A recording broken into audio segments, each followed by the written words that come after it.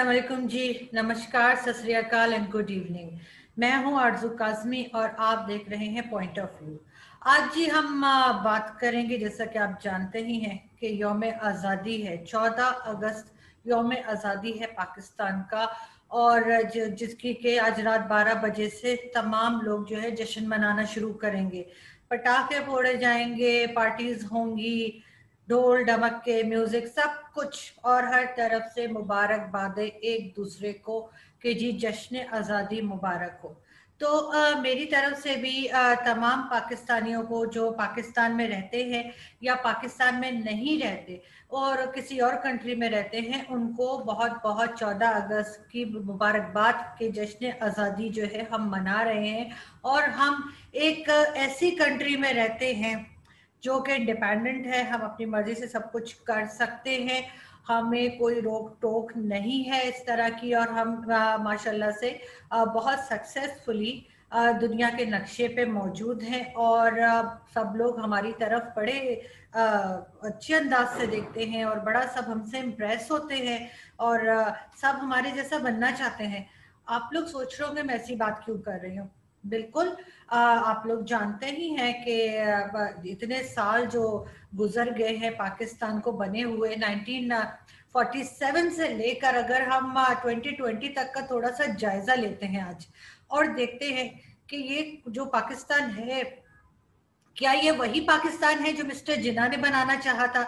क्या ये वही पाकिस्तान है जिसका सोचकर मेरे पेरेंट्स जो है वो इलाहाबाद और दिल्ली से यहाँ पर आए थे, या मेरे ग्रैंड पेरेंट्स उनको लेके यहाँ आए थे, जो भी कह रहे हैं, और बहुत से लोग जो हिंदुस्तान छोड़ के पाकिस्तान आए थे ये सोचकर कि एक इंडिपेंडेंट कंट्री उनको मिलेगी, एक ऐसा मुल्क होगा जहाँ पर मुसलमानों की अक्सरियत होगी और वो वहाँ पे बहुत आराम से रहेंगे और बहुत मिलजुल के रहेंगे। और जब पाकिस्तान बना उस वक्त की अगर आप बिल्कुल शुरू की अगर आप स्पीचेस उठा के देखें, तकरीरें देखें उठा के मिस्टर जिन्ना की, तो उन्होंने भी यही बात की थी कि यहाँ पे जितने भी मजाहिब के लोग रहते हैं उनको इजाजत है कि वो अपने टेम्पल्स पे जा सकते हैं, वो अपने तरीके से रह सकते हैं।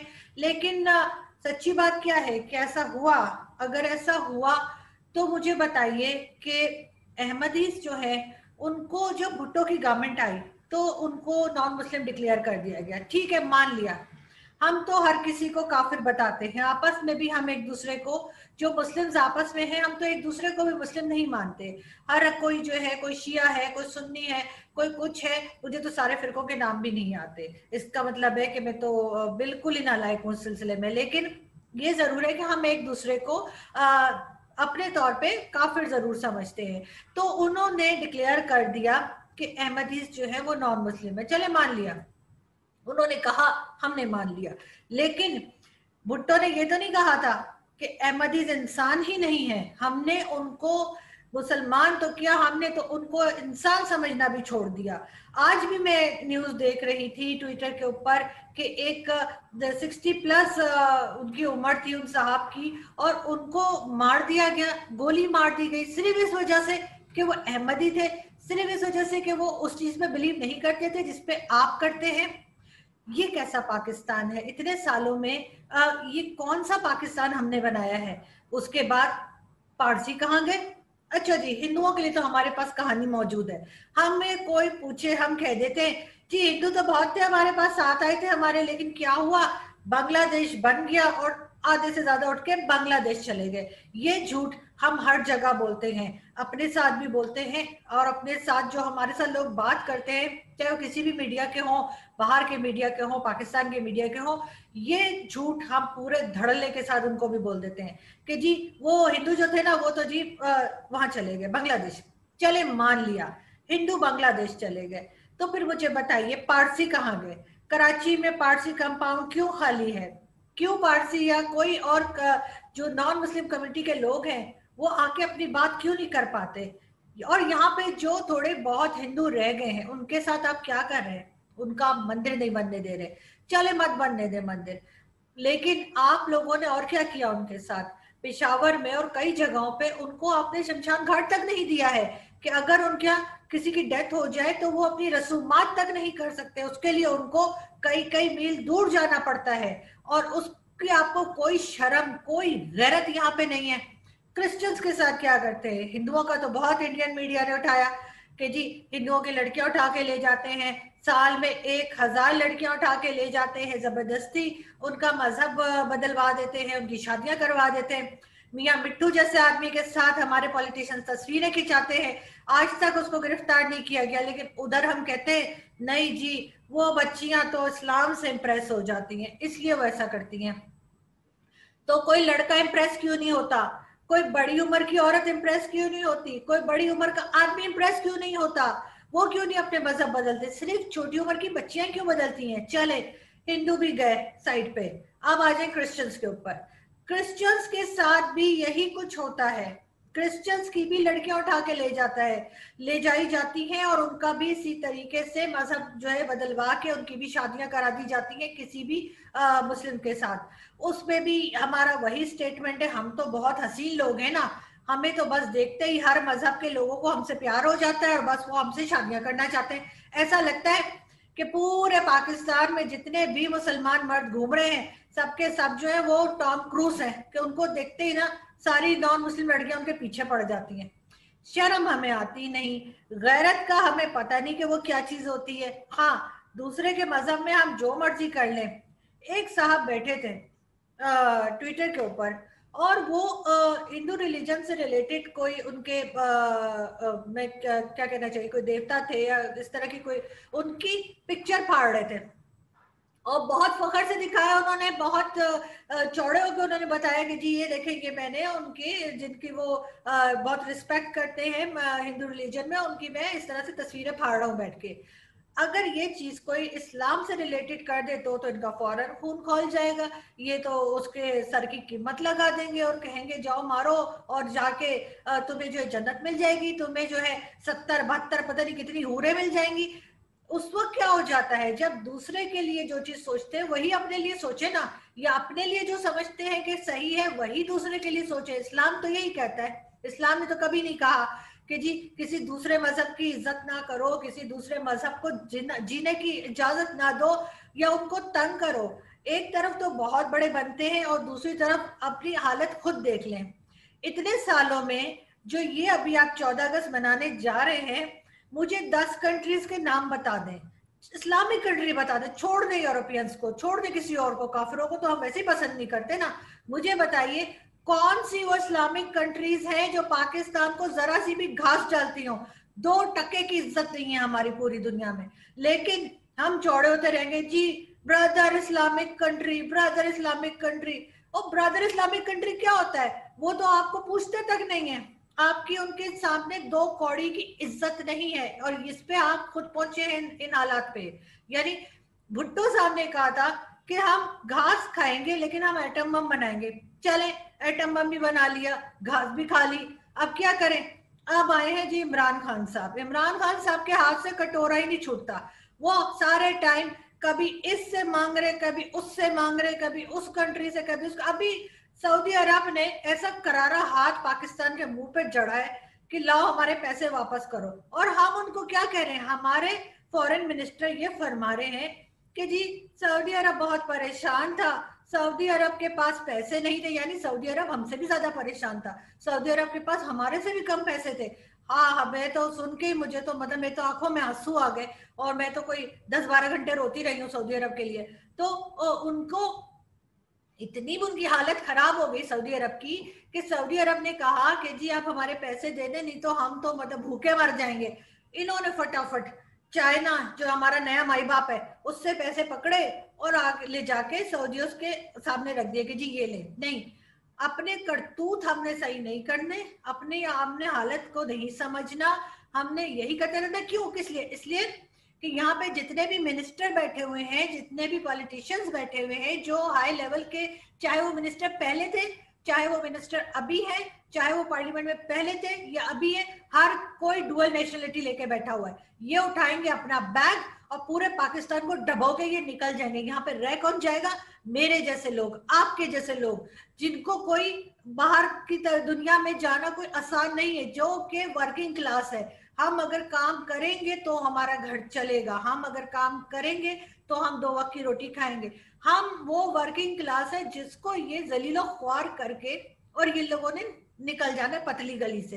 कर्जे पे कर्जा लेते रहते हैं, हर तरफ से इन्होंने टेंशन मचाई हुई है, हर जगह इनकी लड़ाई झगड़े चलते रहते हैं। हाँ, इंडिया के साथ हमारा झगड़ा, इंडिया के साथ हमने कभी बात नहीं करनी चाहिए, जो मर्जी हो जाए। हाँ, चाइना हमारा दोस्त है, चाहे चाइना हमारा बुरा हाल कर दे, हमें कुछ भी कर दे। और इस्लामिक कंट्रीज ये जो हर वक्त कहते रहते हैं कि मीटिंग बुलाएंगे और ये करेंगे वो करेंगे, और जी सारी इस्लामिक कंट्रीज हमारे साथ खड़ी हैं। मैं आज चैलेंज कर रही हूँ, मुझे बताइए कोई 10 इस्लामिक कंट्रीज बता दीजिए जो आपके साथ खड़ी हो।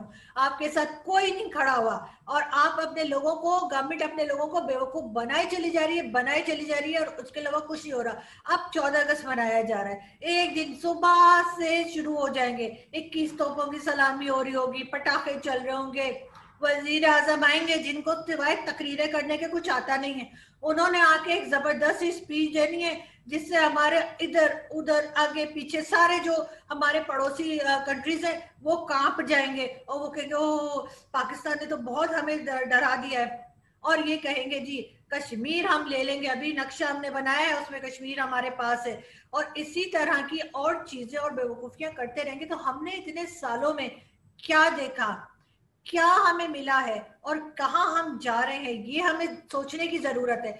हमारे जो इर्द गिर्द कंट्रीज हैं जिनको हम अपना दुश्मन समझते हैं, उनके साथ मुकाबला करना है तो उनके साथ एजुकेशन में मुकाबला करें, इकोनॉमी में मुकाबला करें, किसी काबिलियत वाली चीज में मुकाबला करें। अपने लोगों को, जो लोग आपके सड़क पे पड़े हुए हैं, जो लोग आपके जॉबलेस हैं, उनको आगे लेकर आए। आप उनको बताएं कि जी हमने अपने मुल्क को क्या से क्या बना दिया। हमारे लोगों को कहीं बाहर जाने की, कहीं रोने पीटने की जरूरत नहीं है, इसलिए कि उनको यहाँ पे जॉब्स मिल रही है, खाने को मिल रहा है, सब कुछ हो रहा है। लेकिन नहीं, हमने ऐसा कुछ नहीं करना।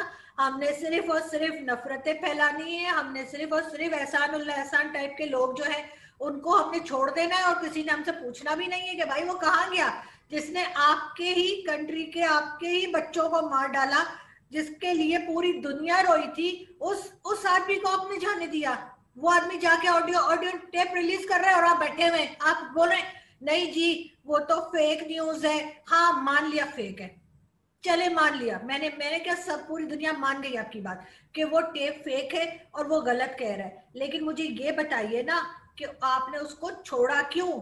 वो कहाँ है, वो किधर है? क्या वो जाके, उसको इतनी इतनी परमिशन है कि वो जाके जो है कोई भी वो वीडियो रिलीज कर दे और वो कुछ भी आपको धमकियां लगाए और आप आगे से सफाइयां देते रहे कि नहीं जी हमने ऐसा कुछ नहीं कहा, हमने उसे कोई ऑर्डर नहीं दिया कि हमारे जर्नलिस्ट और हमारे कोई इस तरह की जो प्रोमिनेंट पर्सनालिटीज है उनको मारो, हमने उसको ऐसा कुछ नहीं कहा। लेकिन असल बात यह है कि ठीक है आपने उसको नहीं कहा और ऐसा कुछ नहीं है, मगर बात सिर्फ ये है कि उसको छोड़ा क्यों? और अब जब इतने साल हो गए हैं पाकिस्तान को बने हुए, कौन सी ऐसी चीजें हैं, कौन से ऐसे कारनामे हैं आपके, आपकी गवर्नमेंट के, पिछली गवर्नमेंट्स के, उससे पिछली गवर्नमेंट के, उससे पिछली गवर्नमेंट के, जो आप बता सके कि जी हमने इतने सालों में ये अचीव किया है? हमने क्या अचीव किया है इतने सालों में? मुझे ये बता दे। सुई तक हम बना नहीं सकते, सुई बनाने के लिए भी हमारे पास कोई ऐसी कोई काबिलियत नहीं है कि हम एक सुई तक प्रोड्यूस कर सके पाकिस्तान में। तो मुझे बताइए हमने क्या बनाया है और किस बात का जश्न हम मनाएं, किस बात के ऊपर? जो 14 अगस्त आप मना रहे हैं, जो मुल्क आपको इतनी मुश्किलों से, इतने लोगों को, जो इतने लोगों ने अपनी जो है शहादत दी, इतने लोगों को मुश्किल हुई यहाँ वहां से यहाँ और यहाँ से वहां शिफ्ट होने में, उनको आपने क्या दिया बदले में? ये करप्ट हुकूमत, ये इस तरह की हुकूमत है जो आदिशर कावस जी जो सीनियर जर्नलिस्ट हुआ करते थे कराची में, वो कहते थे कि जी पाकिस्तान का तो वही हाल है कि जी चोर जाता है और डाकू आता है यहाँ की गवर्नमेंट में। तो मेरा ख्याल है कावस जी बिल्कुल सही कहते थे कि वो, उनकी बात 100% बिल्कुल दुरुस्त साबित हुई है। अभी देखते जाइए, जब इमरान खान साहब की गवर्नमेंट जाएगी तो फिर आपको पता चलेगा कि इसमें कितना घोटाला था और इसमें कहाँ कहाँ पे करप्शन हुई थी। चले करप्शन भी कर ले भाई, आप लोगों के तो खून में पॉलिटिशियंस के, हमारे यहाँ तो चोरी करना, लेकिन उसके साथ कुछ लोगों को भी तो कुछ प्रोवाइड करें। लोगों को जॉब्स लोगों की खत्म हो गई हैं। आपने तो कहा था कि हम तो जॉब्स लेकर आएंगे, वो पता नहीं कितने करोड़ के कितने लाख घर आप बनाने वाले थे, वो भी नहीं है, वो भी आपने नहीं बनाए। मीडिया पे हर तरह की पाबंदी आपने लगा रखी है, मीडिया ये नहीं बोल सकता, मीडिया वो नहीं बोल सकता, मीडिया ये नहीं कह सकता, मीडिया पे ये नहीं आ सकता, मीडिया के कमर्शियल्स बंद कर देंगे, मीडिया को ये कर देंगे, मीडिया को वो कर देंगे। अब आपकी नजर सोशल मीडिया के ऊपर है। अब आप चाह रहे हैं कि कोई सोशल मीडिया पे भी बात ना कर सके, लेकिन इससे होना कुछ नहीं है। सारी दुनिया को आप बंद नहीं कर सकते। हाँ, जितना आपने लोगों को, जितना पाकिस्तान को लोगों की नजरों में गिराना था वो आप गिरा चुके। अब इससे ज्यादा कुछ होता हुआ नजर आ रहा नहीं है। फिर भी सबको बहुत मुबारक हो 14 अगस्त की। जो लोग मना रहे हैं जरूर मनाएं, लेकिन साथ में ये भी सोचें कि आपने इस मुल्क को क्या दिया। इस मुल्क ने तो आपको बहुत कुछ दिया है, लेकिन क्या इस मुल्क को आपने कुछ दिया है?